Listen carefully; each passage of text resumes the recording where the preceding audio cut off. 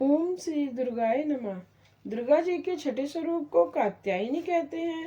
कात्यायनी महर्षि कात्यायन की कठिन तपस्या से प्रसन्न होकर उनकी इच्छा के अनुसार उनके यहाँ पुत्री के रूप में पैदा हुई थी। महर्षि कात्यायन ने सर्वप्रथम इनकी पूजा की थी, इसलिए ये कात्यायनी के नाम से प्रसिद्ध हुई। माँ कात्यायनी अमोद फलदायिनी है। दुर्गा पूजा के छठे दिन इनके स्वरूप की पूजा की जाती है। इस दिन साधक का मन आज्ञा चक्र में स्थित रहता है। योग साधना में इस आज्ञा चक्र का अत्यंत ही महत्वपूर्ण स्थान है। इस चक्र में स्थित मन वाला साधक माँ कात्यायनी के चरणों में अपना सब कुछ न्यौछावर कर देता है। भक्त को सहज भाव से माँ कात्यायनी के दर्शन प्राप्त होते हैं। इनका साधक इस लोक में रहते हुए भी अलौकिक तेज से युक्त हो जाता है। चंद्रहासोज्वल करा साई लवर वाहना कात्यायनी स्वम दद्या देवी दानव धातिनी। दुर्गा सप्तशती के 9वें अध्याय में निशुंभ वध का वर्णन किया गया है। राजा ने कहा, भगवान, आपने रक्त बीज के वध से संबंध रखने वाला देवी चरित्र का यह अद्भुत महात्म्य मुझे बतलाया है। अब रक्त बीज के मारे जाने पर अत्यंत क्रोध से भरे हुए शुंभ और निशुंभ ने जो प्रतिक्रिया की उसे मैं आपके मुख से सुनना चाहता हूँ। श्री मार्कंडेय जी बोले, राजन, युद्ध में रक्त बीज तथा अन्य दैत्यों के मारे जाने पर शुंभ और निशुंभ के क्रोध की सीमा न रही। अपनी विशाल सेना इस प्रकार मारी जाती देख निशुंभ अमरस में भरकर देवी की ओर दौड़ा। उसके साथ असुरों की प्रधान सेना थी। उसके आगे पीछे तथा पार्श्व भाग में बड़े बड़े असुर थे, जो क्रोध से ओष चबाते हुए देवी को मार डालने के लिए आगे आए। महापराक्रमी शुंभ भी अपनी सेना के साथ मातृगणों से युद्ध करके क्रोध से भरा चंडिका को मारने के लिए आ पहुंचा। तब देवी के साथ शुंभ और निशुंभ का घोर संग्राम छिड़ गया। वे दोनों दैत्य मेघों की वर्षा की भांति बाणों की भयंकर वर्षा कर रहे थे। उन दोनों के चलाए हुए बाणों को चंडिका ने अपने बाणों के समूह से तुरंत ही काट डाला और शस्त्र समूह की वर्षा करके उन दोनों दैत्यपतियों के अंगों में भी चोट पहुंचाई। निशुंभ ने तीखी तलवार और चमकती हुई ढाल लेकर देवी के श्रेष्ठ वाहन सिंह के मस्तक पर आघात किया। अपने वाहन को चोट पहुंचने पर देवी ने क्षुरप्र नामक बाण से निशुंभ की श्रेष्ठ तलवार तुरंत ही काट डाली और उसकी ढाल को भी, जिसमें 8 चांद जड़े थे, उसे खंड खंड कर दिया। ढाल और तलवार के कट जाने पर उस असुर ने शक्ति चलाई, किंतु सामने आने पर देवी ने चक्र से उसके भी 2 टुकड़े कर दिए। अब तो निशुंभ क्रोध से तिलमिला उठा और उस दानव ने देवी को मारने के लिए शूल उठाया, किंतु देवी ने समीप आने पर उसे भी मुक्के से मारकर चूर्ण कर दिया। तब उसने गदा घुमाकर चंडी के ऊपर चलाई, परंतु वह भी देवी के त्रिशूल से कटकर भस्म हो गई। तदंतर दैत्यराज निशुंभ को फरसा हाथ में लेकर आते देख देवी ने बाण समूह से घायल कर उसे धरती पर सुला दिया। अपने महापराक्रमी भाई निशुंभ के धराशायी हो जाने पर शुंभ को बड़ा क्रोध हुआ और अंबिका का वध करने के लिए वह आगे बढ़ा।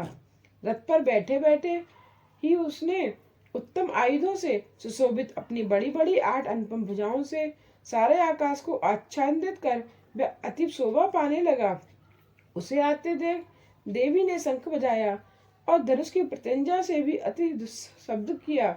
साथ ही अपने घंटे के शब्द से, जो समस्त दैत्य सैनिकों का तेज नष्ट करने वाला था, संपूर्ण दिशाओं को गुंजा दिया। तदंतर सिंह ने भी अपनी दहाड़ से, जिसे सुनकर बड़े बड़े गजराजों का महान मद चूर हो जाता है, आकाश, पृथ्वी और 10 दिशाओं को गुंजा दिया।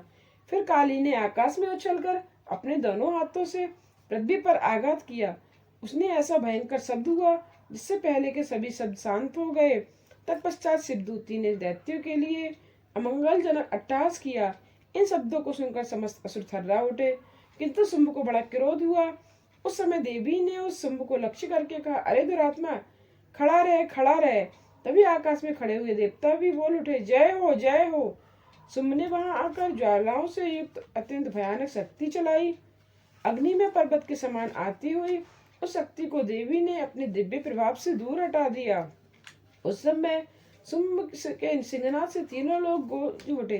राजन, उसकी प्रतिध्वनि से वज्रपात के समान भयंकर शब्द हुआ, जिसने अत्यंत अन्य ही घने शब्दों को घेर लिया। शुंभ के चलाए हुए बाणों के देवी ने और देवी के चलाए हुए बाणों के शुंभ ने अपने भयंकर बाणों द्वारा सैकड़ों हजार टुकड़े कर दिए। तब क्रोध में भरी हुई चंडिका ने शुंभ को शूल से मारा। उसके प्रहार से मूर्छित हो वह पृथ्वी पर गिर पड़ा। इतने में ही निशुंभ को चेतना हुई और उसने धनुष हाथ में लेकर बाणों द्वारा काली देवी और सिंह को घायल कर डाला। फिर उस दैत्यराज ने 10,000 भुजाएं बनाकर चक्रों के प्रहार से चंडिका को आच्छादित कर दिया। तब दुर्गम पीड़ा का नाश करने वाली भगवती दुर्गा ने क्रोध से अपने बाणों द्वारा उन चक्रों तथा बाणों को काट गिराया। यह देख निशुंभ दैत्य सेना के साथ चंडिका का वध करने के लिए हाथ में गदा लेकर बड़े वेग से दौड़ा। उसके आते ही चंडी ने तीखी धार वाली तलवार से उसकी गदा को शीघ्र ही काट डाला। तब उसने शूल हाथ में ले लिया। देवताओं को पीड़ा देने वाले निशुंभ को शूल हाथ में लिए आते देख चंडिका ने वेग से चलाए हुए अपने शूल से उसकी छाती छेद डाली। शूल से विदीर्ण हो जाने पर उसकी छाती से एक दूसरा महाबली एवं महापराक्रमी राक्षस खड़ी रहे कहकर प्रकट हुआ। उस प्रकट हुए दैत्य की बात सुनकर देवी उठकर ठठाकर हंसने लगी और खड़क से उन्होंने उसका मस्तक काट डाला। फिर तो वह पृथ्वी पर गिर पड़ा। तदंतर सिंह अपनी डालों से असुरों की गर्दन कुचलकर खाने लगा। यह बड़ा भयंकर दृश्य था। उधर काली तथा शिवदूती ने भी अन्य दैत्यों का भक्षण आरंभ किया। कौमारी की शक्ति से विदीर्ण होकर कितने ही महादैत्य नष्ट हो गए। ब्रह्माणी के मंत्रपूत जल से निस्तेज होकर कितने ही भाग खड़े हुए। कितने ही दैत्य माहेश्वरी के त्रिशूल से छिन्न भिन्न होकर धराशायी हो गए। वैष्णवी ने भी अपने चक्र से दानवों को विदीर्ण कर दिया। इंद्र के हाथ से छूटे हुए वज्र से भी कितने ही प्राणों से हाथ धो बैठे। कुछ असुर नष्ट हो गए, कुछ उस पर महायुद्ध से भाग गए तथा कितने ही काली सिद्धूती तथा सिंह के ग्रास बन गए। दुर्गा सप्तशती के 10वें अध्याय में शुंभ के वध का वर्णन किया गया है। श्री मार्कंडेय जी बोले, राजन, अपने प्राणों के समान प्यारे भाई निशुंभ को मारा गया देख तथा सारी सेना का संहार हुआ जान शुंभ ने कुपित होकर कहा, दुष्ट दुर्गे, तू बल के अभिमान में आकर झूठ मूठ का गर्व न कर। तू बड़ी माननीय बनी हुई है, किंतु दूसरी स्त्रियों के बल का सहारा लेकर लड़ती है। देवी बोली, अरे दुष्ट, मैं अकेली ही हूँ। इस संसार में मेरे अतिरिक्त दूसरा कौन है? देख, ये मेरी ही विभूतियां हैं, अतः मुझ में ही प्रवेश कर रही हैं। तब ब्रह्माणी आदि समस्त देवियां अपनी अंबिका देवी के शरीर में लीन हो गईं। उस समय केवल अंबिका देवी ही रह गईं। देवी बोली, मैं अपनी ऐश्वर्य शक्ति से अनेकों रूपों में यहाँ उपस्थित हुई थी। उन सब रूपों को मैंने समेट लिया। अब मैं अकेले ही युद्ध में खड़ी हूँ, तुम भी स्थिर हो जाओ। ऋषि बोले, तब देवी और शुंभ दोनों में सब देवताओं तथा दानवों को देखते देखते ही भयंकर युद्ध छिड़ गया।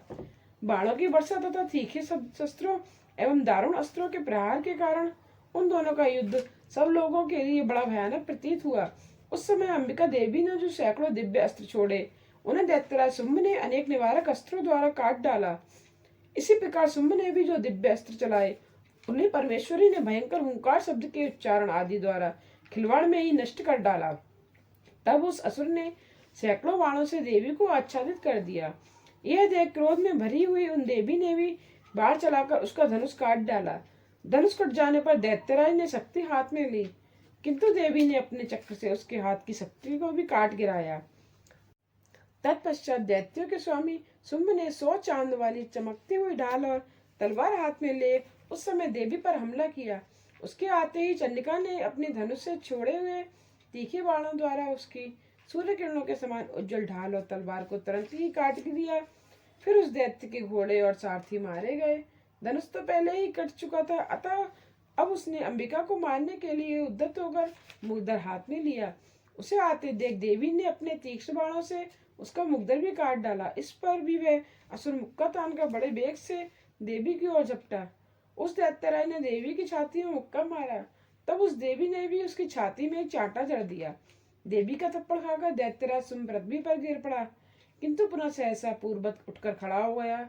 फिर वह उछला और देवी को ऊपर ले जाकर आकाश में खड़ा हो गया। तब चंडिका आकाश में भी बिना किसी आधार के ही शुंभ के साथ युद्ध करने लगी। उनका वह युद्ध पहले सिद्ध और मुनियों को विस्मय में डालने वाला था। फिर अंबिका ने शुंभ के साथ बहुत देर तक युद्ध करने के पश्चात उसे उठाकर घुमाया और पृथ्वी पर पटक दिया।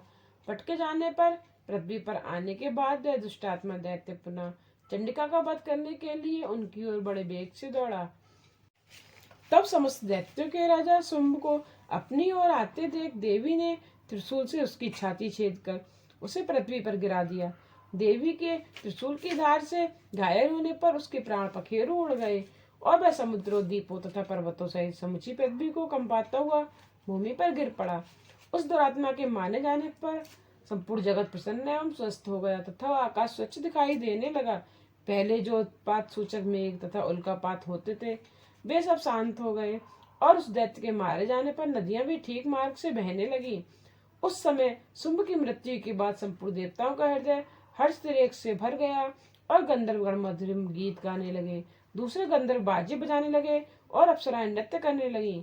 पवित्र वायु बहने लगी, सूर्य की प्रभा उत्तम हो गई, अग्निशाला की बुझी हुई आग अपने आप प्रज्वलित हो उठी तथा संपूर्ण दिशाओं के भयंकर शब्द शांत हो गए।